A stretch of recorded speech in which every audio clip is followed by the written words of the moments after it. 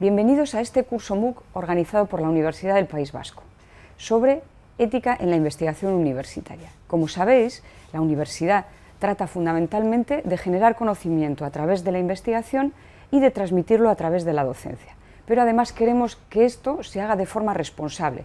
Es por eso que hemos organizado este curso sobre ética en la investigación. El curso va a constar de 6 módulos. Básicamente hablaremos de 3 tipos de investigación: la investigación con seres humanos, sus muestras y sus datos, la investigación con animales y la investigación con agentes biológicos y organismos genéticamente modificados. Por último, el último módulo consistirá en un repaso sobre cómo se evalúa y se hace seguimiento de los proyectos de investigación que se hacen con estos sujetos de experimentación. Insisto, animales, humanos, agentes biológicos y organismos modificados.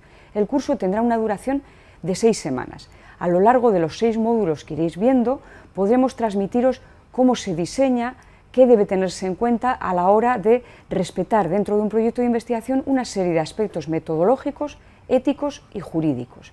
Para poder comprobar que el conocimiento es suficiente, tendréis unas pequeñas evaluaciones al terminar cada módulo. Y finalmente, si queréis acceder a la titulación completa, habréis de hacer un último ejercicio de unas características más difíciles quizás, que es el llamado peer-to-peer.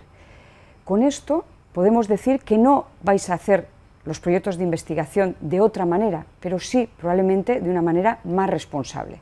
En ellos podéis tener en cuenta aspectos que hasta ahora quizá no os dierais cuenta hasta que os los señalasen desde organismos exteriores como pudieran ser los comités de ética en la investigación.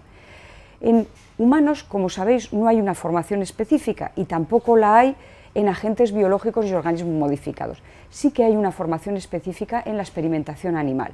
Intentamos que todo mantenga más o menos el mismo criterio para que os sintáis seguros de vuestros conocimientos cuando accedáis a un equipo de investigación o cuando estéis revisando vuestros propios proyectos. Esperamos que todo esto os vaya bien y os sea útil. Muchas gracias.